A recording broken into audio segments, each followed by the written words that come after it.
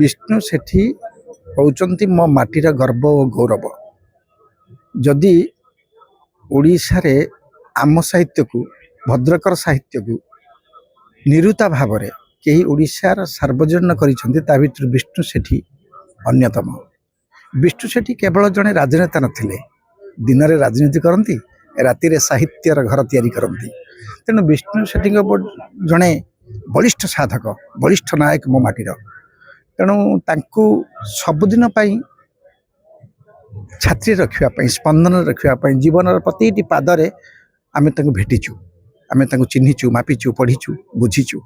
तेणु विष्णु सेठी केवल जड़े राजनेता नथिले एवं केवल जड़े साहित्यिक भी नथिले, जड़े सहृदय व्यक्ति थिले।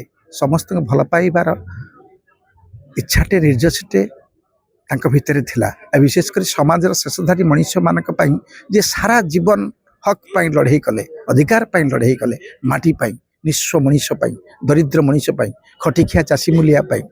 तेणु सी प्रति राजनीति जीवन रे कथा को साहित्य रे से कथा भी सी आनिचंती एवं ताहा लोकादृत होईची। विशेषकर घास फूल जो 2010 रु से संपादित करी आसुले, से घास फूल आज भी बंची, आज भी प्रति 3 मास थरे घास फूल बाहरुची। ताको आमे दायित्व नहींचु एवं मु विचार कली एवं साधना छपा छपीर सत्ताधिकारी श्री गोविंद भी विचार कले जे आमे आम माटीर गर्व और गौरव को आमे भी पुस्तक मेला स्थानित करिबा एवं तांको मने पकेइबा, तांको स्मृतिचारण करिबा, तांको उद्देश्य कविता पाठ करिबा, तांको उद्देश्य आलोचना करिबा, तांको किए केते तांको भल पांती, तांको विषय लेखिकी जणैबे, जनाऊँच खातार लिखुंट विष्णु सेठी एया थिले। विष्णु सेठी जड़े मो मत तो माटीर पुओ किंतु जाजाबर।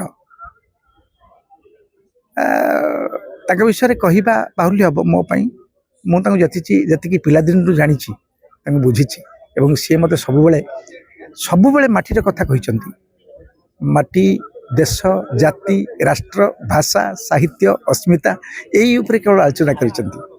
सबुठ बड़तम कथा सहित जिते दिन, जिते राति, जिते संध्या मु बीतई, सबु राति, सबु संध्या, सबु सकाळ निश्चित भाव में मो जीवन थिबा जाए स्मृति होकर रहिबो। सी जड़े प्रणम्य पूज्य गीतिकार हिसाब से, लेखक हिसाब से राज्य स्तरीय पुस्तक मेला को चलित थिला 2 वर्ष धरी मु राज्य पुस्तक मेला देखी आसुची। 6ठ पुस्तक मेला एवं ए भी चलती 7म पुस्तक मेला।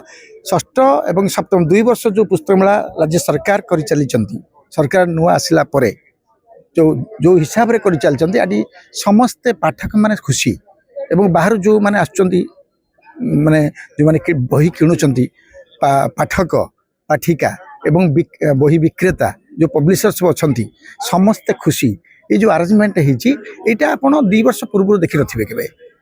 ये ओडिशा सरकार संस्कृति विभाग मंत्री खोद अच्छा मो माटीर गर्व, स्वाभिमान, सम्मान।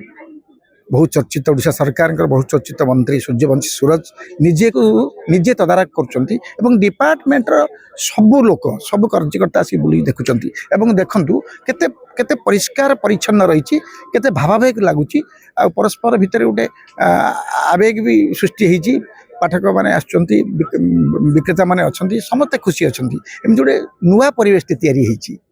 आ गोटे कथा जेहेतु राजनीति सहित जोड़ी होगी अच्छा किसी लोकंर कथा कहबार अच्छी एथरकर पुस्तक मेला को भी राजनीतिकरण कर चारिपटे प्रधानमंत्री आ मुख्यमंत्री बैनर लगा जाटा न होते भल होता।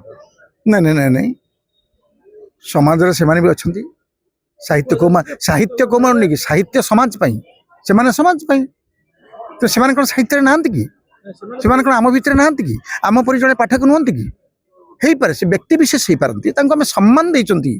ता अर्थ राजनीति नुहे। जो माने कहउचंती से माने उत्तर निजे खोजंतु, किछि असुविधा नहीं। एते पोस्टर तांकर मारिया बदल रे जति लेखक साहित्यिक मानकर लागि थांता सबु महापुरुष मानकर एठी हरिकृष्ण महतापुर अच्छी, रमादेवी अच्छी, लोअर सरदार वल्लभ भाई पटेल अच्छी, ओडिशार विशिष्ट कवि लेखक मानकर अच्छी। आप निजे देखुंट महाप्रभु जगन्नाथ निजे विराजमान करिसंती। असुविधा कौट रहा जदि मोहन सरकार फटोटी लगे असुविधा कौट रहा। यहाँ जानी शुणी जदि कि राजनीतिकरण कर मोर किसी कहबार नहीं।